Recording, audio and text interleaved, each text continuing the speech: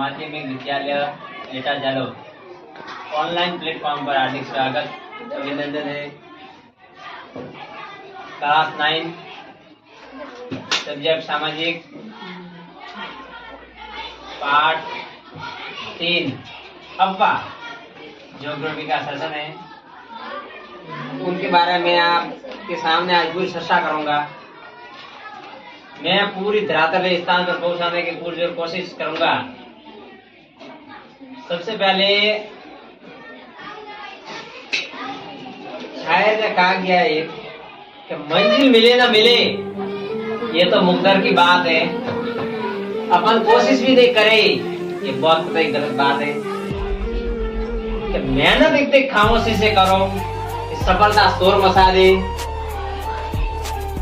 आने वाला वक्त, आने वाला समय तन मन धन से समर्पण विश्वास अखंडता के साथ में तन मन से लगाते हैं तो निश्चित ही सफलता मिलती है। इसी के साथ में मैं मेरा सेशन स्टार्ट करने जा रहा हूं। वो सेशन का नाम है अव्वा। बेटा अव्वा एक ऐसी चीज है जो अव्वा शब्द नदी तंत्र की व्याख्या करता है। अव्वा शब्द है बेटा वो नदी तंत्र की व्याख्या करता है। ये बेटा एक बहाव होता है ना, उनके बारे में बताया गया। जैसे नदी का बहाव तेजी से आता है उसी प्रकार बताया गया है नदी तंत्र। अब नदी तंत्र किसी नदी तंत्र उसकी सहायक नदियों को नदी तंत्र कहा गया है। बेटा छोटी मोटी नदियां होती है, एक बड़ी नदी की जो पास में छोटी छोटी नदियां का भाग वो नदी तंत्र है। फिर अप्पा द्रोणी एक नदी तंत्र जिस क्षेत्र का जल प्रभावित होता है उसे अप्पा द्रोणी कहते हैं। बेटा प्रश्न आएगा आपके ईयरली परीक्षा में कि अप्पा द्रोणी किसे कहते हैं, तो अपन को लिखना एक नदी तंत्र द्वारा जिस क्षेत्र का जल प्रभावित होता है उसे अप्पा क्षेत्र कहते हैं। फिर अपन पढ़ते पढ़ते आ रहे हैं भारत की नदियां। बेटा एक तो भारत की नदियां में हिमालय की नदियां हैं, एक प्रायद्वीपीय नदियां हैं।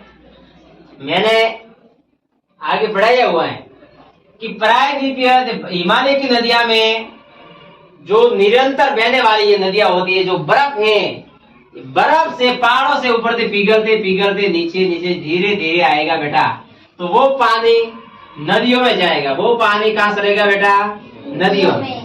तो अपन को निरंतर बहने वाली ये नदियां हैं, निरंतर बहने वाली ये नदियां हैं। और जैसे कि उनके एग्जाम्पल हिमालय नदियां के सिंधु नदी, गंगा नदी, ब्रह्मपुत्र नदी बड़ी नदियां के रूप में माने जाने वाली नदियां हैं। अब मैं प्रायद्वीपीय नदियां की बात करूं तो ये बेटा प्रायद्वीपीय नदियां एक मौसम के ऊपर डिपेंड करती है। मौसमी नदियां हैं, बारिश आएगी तो ये नदियां बहती हुई पाएगी, नहीं तो ये शुष्क इलाके जैसे रहेगी नदियां।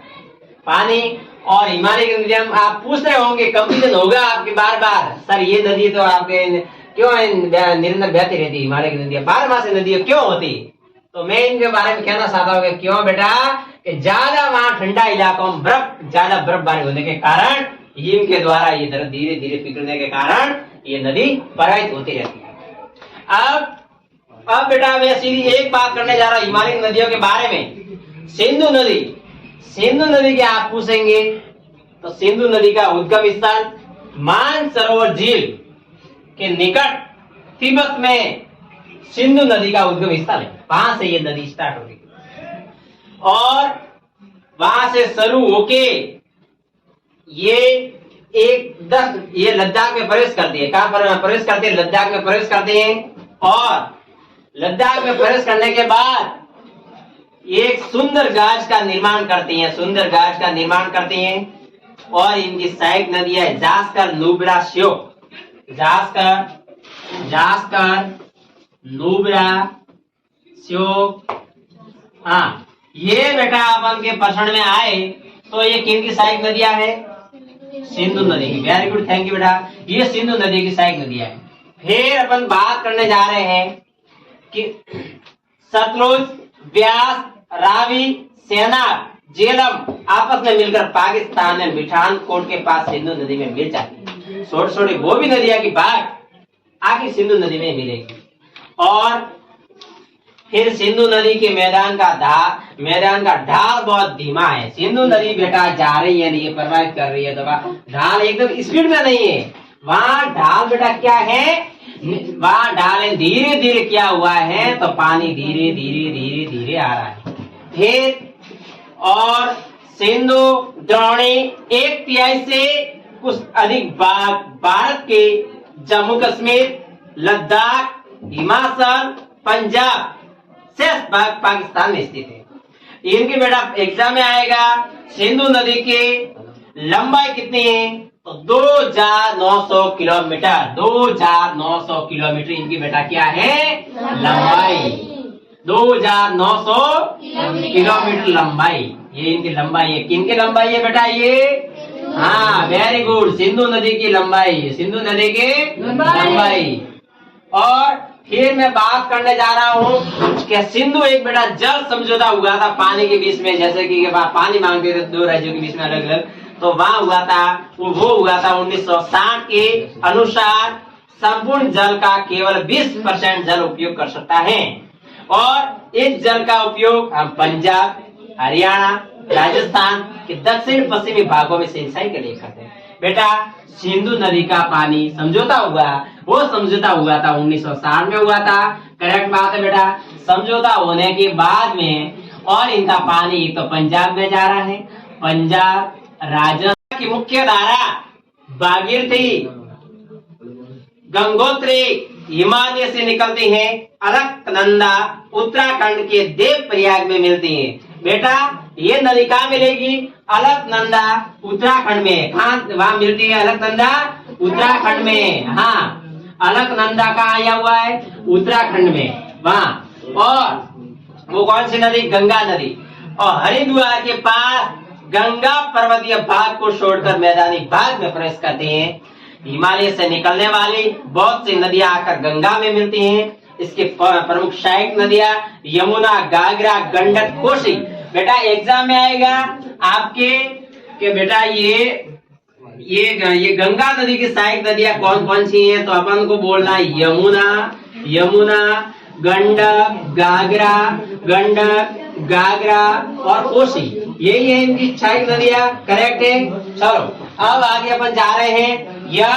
हाँ यमुना नदी हिमालय के यमुनोत्री हिमानी से निकलती है। बेटा ये यमुना नदी है ना, ये हिमानी से निकलने वाली वहां से है, फिर हाँ हिमालय से। और यह गंगा के दाहिने किनारे में समांतर बहती है, इलाहाबाद में गंगा के मिल जाती है। घाघरा, गंडक, कोसी नेपाल हिमालय में। हाँ फिर अपन ये बेटा देवप्रयाग में भागीरथी अलकनंदा का संगम होता है। बेटा नदियों का संगम है, मिलना संगम है, वहाँ संगम हो रहा है नदियों का, वो हो रहा है देवप्रयाग में। इधर से भी नदी आ रही है, इधर से भी आ रही है, ये संगम हो गया, वो देवप्रयाग में हो रहा है। फिर अपन पढ़ते हैं एक बेटा अपन सोचते हैं कि नमामि गंगे परियोजना लागू की गई थी। नमामि गंगे परियोजना तो ये क्या था, एक एकीकृत संरक्षण मिशन है। इसमें राष्ट्रीय नदी गंगा से प्रदूषण के प्रभाव को कम करना, संरक्षण के पूरा किया जा सकता है। बेटा आज नदी के लिए इन्होंने योगदान चलाया था नरेंद्र मोदी जी ने। यश उन्होंने कहा था कि ये साफ सफाई रहनी चाहिए, नदियों के आजू बाजू जगह में कचरा वगैरह अपन को नहीं डालना चाहिए। हाँ अब मैं आगे जा रहा हूँ पढ़ते पढ़ते। अब दूसरे ये अब मैं प्रायद्वीपीय उस भूमि में आने वाले मुख्य सहायक नदियां संबल, बेतवा तथा सोन है। बेटा संबल नदी की बात आए, दिव्या कुमार बेटा संबल नदी कहाँ आपको देखने को मिलेगी, संबल नदी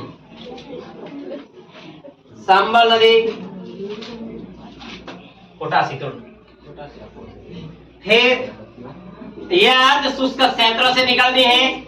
इनकी लंबाई कम, इसमें पानी की मात्रा कम होती है।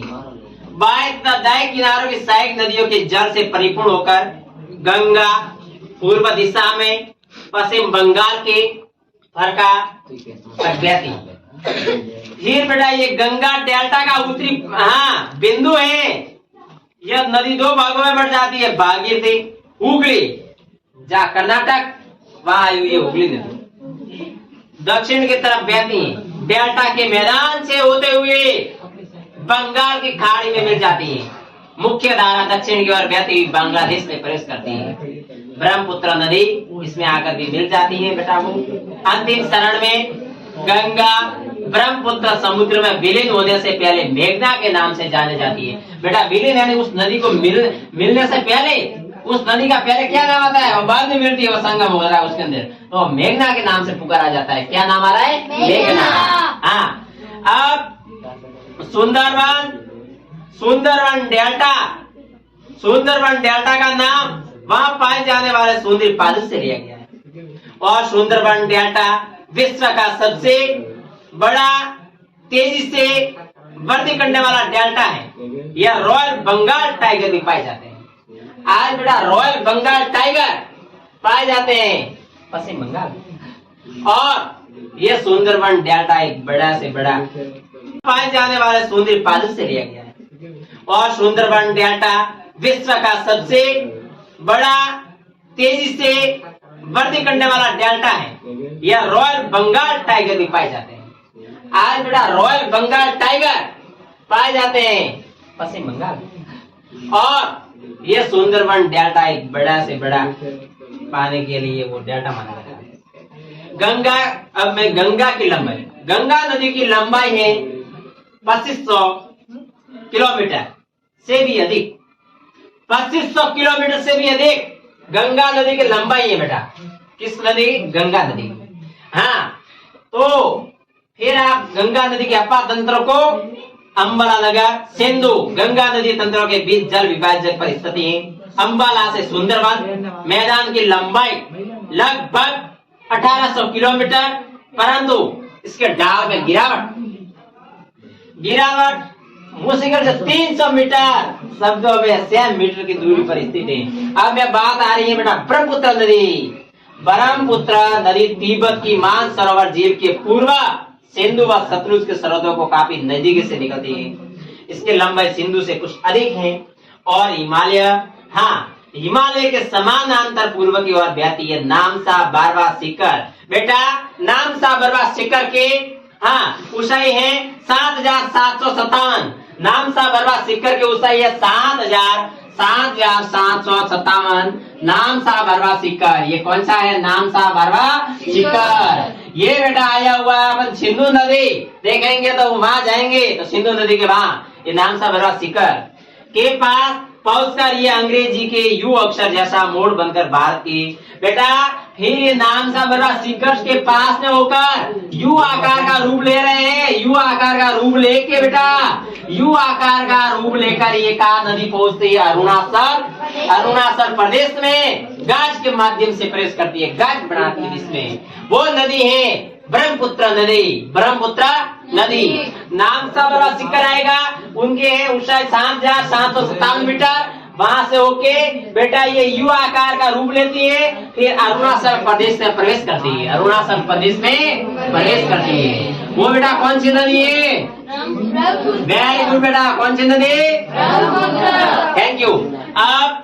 अब फिर यहाँ दियांग, अरुणाचल के बाद में दियांग के नाम से जानी जाती है। अरुणाचल में कौन सा नाम दिया है? ब्रह्मपुत्र नदी का दियांग नाम के नाम जानी जाती है।